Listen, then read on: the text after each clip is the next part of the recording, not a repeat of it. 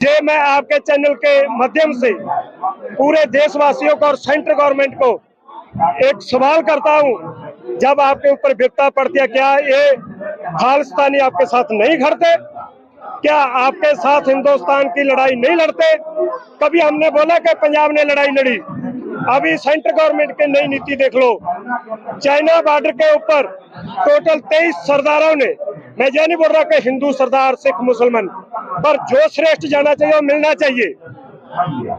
Total 23 सरदारों ने 250 चाइनियों को धुड़ा धुड़ा के लाठियों से पीट पीट के घुसपैठ करने से रोका और वापस दौड़ाया। अपनी जन्मभूमि, अपने हिंदुस्तान की भूमि को आजाद कराया। ये नेता लोग क्या बोलते हैं कि सरदारों की पगड़ियां उतारो, हेलमेट लगा दो। कभी बर्दाश्त नहीं होगा। ये सरदारों को पगड़ी तन तन साहिब श्री गुरु गोविंद सिंह जी द्वारा दी गई है, कुर्बानियों से मिली है। गला कट सकता है, सरदार की पगड़ी नहीं उतरेगी। और ना सरदार कभी गुलामी सहेगा, ना देश के ऊपर गुलामी आने देगा। ये आपके चैनल के माध्यम से सख्त धारणा से खाना बनाता है।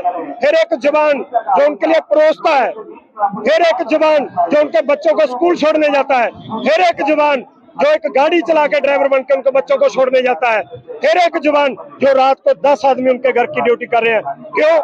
हिंदुस्तान के अंदर इतना खतरा हो गया कि बॉर्डर के ऊपर खतरा नहीं है। बॉर्डर के ऊपर पोस्ट के ऊपर एक जवान एक हथियार खड़ा रहता है, लेकिन इनके घर के ऊपर 10-10 हथियार और 10-10 जवान क्यों तैनात है? पर लेकिन जब इकट्ठे होते हो तो ये बोल देते हैं ये तो मोदी विरोधी यानी देश विरोधी।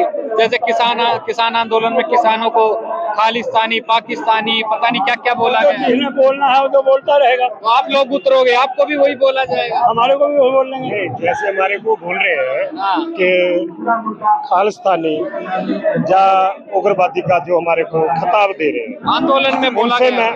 उनसे मैं एक सवाल पूछना चाहता हूँ। जो भी ये बेशक को सत्ता के अंदर हो या मीडिया के अंदर हो या आम लोगों की भावना कि वो हमारे को खालिस्तानी बोलते हैं, हम मानते हैं कि हम खालिस्तानी हैं, लेकिन जब देश के ऊपर कोई विपदा पड़ती है, देश के साथ किसी देश की घुसपैठ होती है या किसी बॉर्डर के ऊपर कोई तनाव पैदा होता है, तब ये खालिस्तानी जो देश के लिए नहीं लड़ते। तब क्या सन 1947 में सबसे ज्यादा इन खालिस्तानियों की कुर्बानियां नहीं है? अब इस देश को याद नहीं आता? जो हक मांगता है, आज की जो राजनीति है वो सबसे बड़ा काम क्या करती है? फूट पाओ राज करो। फूट कैसे पानी है कि जो आंदोलन कर रहा है उसके बरखिलाफ उन्हीं के बंदों को, जो बोले वाले लोग हैं, वो खड़े कर दो कि भाई आप लोगों की लड़ाई नहीं है, ये जो आगे चल रहे हैं खालिस्तानी है या उग्रवादी है। लेकिन मैं एक ही सवाल करना चाहता हूं, जब पंजाब के सरदारों की 85% कुर्बानियां हैं 100 में से, और देश के ऊपर जब कोई विपदा पड़ती है सबसे आगे सिख रेजिमेंट लगाई जाती है, उसी खालसे का झंडा लगाया जाता है जिस झंडे का विरोध किया गया लाल किले के ऊपर। मैं पूछना चाहता हूं कि झंडा लाल किले के ऊपर चढ़ा, क्या किसी ने तिरंगे की बेअदबी की है? कोई सवाल? या किसी ने तिरंगे को कुचला? लेकिन बीजेपी का नित्य नवा ड्रामा रहता है इनके स्कूलों के अंदर। आरएसएस जो काम करना चाह रही है, कभी तिरंगा उनकी लुंगियों में आता है, कभी तिरंगा उनके पैरों में पड़ा रहता है। हमारा तिरंगा हमारे सिर के ऊपर रहता है और मरने के बाद हमारी बॉडी के ऊपर आता है। तब हम सही हैं। जब हम हक मांगेंगे हमारे को ऊपर टैग लगेगा, एक खालिस्तानी आगे, ये उग्रवादी आगे।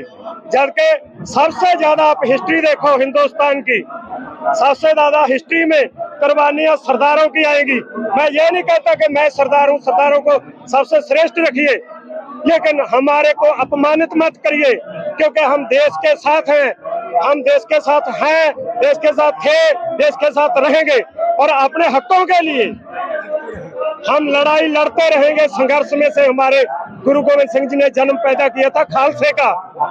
सबसे पहले खालसा होता क्या है कि ना जुल्म करेगा ना जुल्म सहेगा। हम जुल्म कभी करते नहीं और सहेंगे भी नहीं। जे मैं आपके चैनल के माध्यम से पूरे देशवासियों को और सेंट्रल गवर्नमेंट को एक सवाल करता हूं, जब आपके ऊपर विपदा पड़ती है, क्या ये खालिस्तानी आपके साथ नहीं खड़ते? क्या आपके साथ हिंदुस्तान की लड़ाई नहीं लड़ते? कभी हमने बोला कि पंजाब ने लड़ाई लड़ी? अभी सेंट्रल गवर्नमेंट की नई नीति देख लो, चाइना बॉर्डर के ऊपर टोटल 23 सरदारों ने, मैं ये नहीं बोल रहा कि हिंदू सरदार सिख मुसलमान, पर जो श्रेष्ठ जाना चाहिए वो मिलना चाहिए। टोटल 23 सरदारों ने 250 चाइनियों को धुड़ा धुड़ा के लाठियों से पीट पीट के घुसपैठ करने से रोका और वापस दौड़ाया, अपनी जन्मभूमि, अपने हिंदुस्तान की भूमि को आजाद कराया। तब जाके ये नेता लोग क्या बोलते हैं कि सरदारों की पगड़ियां उतारो, हेलमेट लगा दो।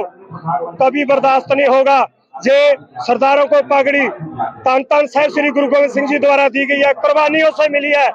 गला कट सकता है, सरदार की पगड़ी नहीं उतरेगी, और ना सरदार कभी गुलामी सहेगा, ना देश के ऊपर गुलामी आने देगा। ये आपके चैनल के माध्यम से सख्त ताड़ना से बोल रहा हूँ, भूल जाओ हिंदुस्तान को कुचलने वालों, कुचल के रख देंगे, ये सरदारों का वादा है। तो सर इसके बाद क्या जैसे किसान आंदोलन चला, ये सैनिकों का उससे भी बड़ा आंदोलन हो सकता है आने वाले समय में, हम ये देखेंगे? देखो, किसानों का जो आंदोलन था वो हिंदुस्तान के अंदर बड़ा माना जा सकता है, लेकिन जो जवानों का आज फौज के जवानों का आंदोलन है, ये देश के लिए नहीं, ये वर्ल्ड के लिए बड़ा माना जाएगा। क्यों?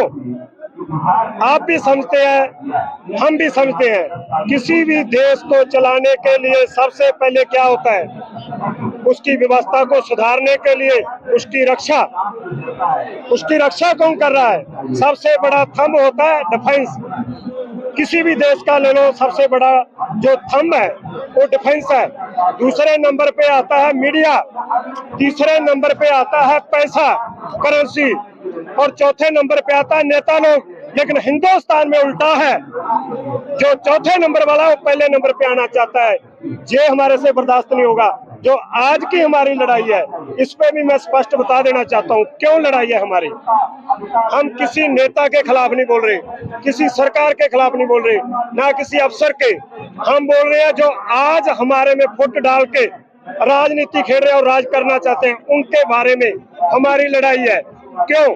जब एक मैं जवान, जब मेरा कोई साथी जवान के गोली लगती है, उसका हाथ या टांग चला गया, एक अफसर का हाथ या टांग चला जाता है, क्या उनमें डिफरेंट लगता है आपको? दुश्मन की गोली कभी पूछती है कि अफसर को लगेगी या जवान को लगेगी?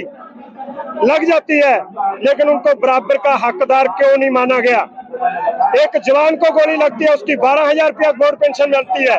एक अफसर को गोली लग जाती है, उसको 75,000 रुपया बोर्ड पेंशन मिलती है। दूसरा भेदभाव क्यों है? दूसरा, एक जवान शहीद होता है बॉर्डर के ऊपर, बड़ी दुखदायी घटना है ये। एक जवान शहीद होता है, उसकी विधवा को या उसके बच्चों को 12-12, 13-13 हजार रुपया पेंशन देके भीख के लायक बना दिया। और अफसर शहीद होता है, उसके बच्चों को नौकरी तक, गनमैन तक, और 75,000 से 80,000 के बीच में पेंशन जाती है उनकी। ये भेदभाव के विरुद्ध हम लड़ाई लड़ने आए हैं। सम्मान का होना चाहिए, सबका एक समान होने चाहिए। बॉर्डर के ऊपर जितना अफसर कर रहे हैं उससे ज्यादा जवान कर रहा है। अफसर के आगे मरने के लिए जवान आगे होता है। जवान को इस जो कानून बनाया है इन्होंने, जो MSP दी है, इसके ऊपर विचार क्यों नहीं रख रही सेंट्रल गवर्नमेंट? क्यों भेदभाव रख के हमारे को कुचलने की कोशिश कर रही है? अच्छा, इसमें एक सवाल और, कई मेरी फौजियों से बात हुई, बताते हैं जो बटमैन है, जो अफसरों के घरों में काम करते हैं या कुत्ता घुमाते हैं या उस तरह की, ये चीजें क्यों चल रही हैं? मतलब एक जवान वर्दी पहन के किसी के घरेलू काम करना, उसको आप कितना सही मानते हो, या इसको एक मतलब बंद होना चाहिए सब चीजें? देखो, यही तो शुरू से हुआ है। एक अफसर को 2 गनमैन ठहराए जाएं, वो भी ड्यूटी के दौरान सिक्योरिटी देने के लिए। लेकिन आप देखो कि जैसे नेता लोगों ने हजारों गाड़ियां, हजारों गनमैन, जिनका ड्यूटी करने का धर्म होता है, अपने चमचे बना के पीछे लगा के उनको गनमैनों को घूम रहे हैं। इसी तरह आर्मी के अंदर भी उतना जवान बॉर्डर के ऊपर ड्यूटी नहीं देता जितना इनके घरों के अंदर इनके काम करता है। कोई एडम के ऊपर लगाया है, कोई बच्चों के ऊपर लगाया है। एक अफसर का बच्चा उसके ऊपर 10 है।